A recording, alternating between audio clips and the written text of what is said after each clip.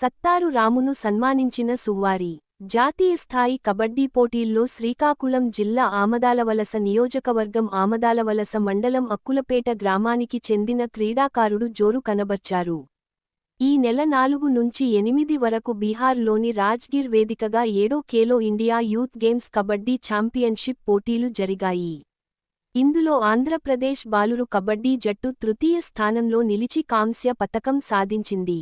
ఈ పోటీల్లో ఆంధ్రప్రదేశ్ జట్టుకు ప్రాతినిధ్యం వహించిన శ్రీకాకుళం జిల్లా క్రీడాకారుడు సత్తారు రామ్మోహన్ను పుష్పగుచ్ఛం ఇచ్చి దుస్సాలువతో సన్మానించిన ఆముదాలవలస నియోజకవర్గ ఇండిపెండెంట్ ఎమ్మెల్యే అభ్యర్థి సువ్వారి గాంధీ.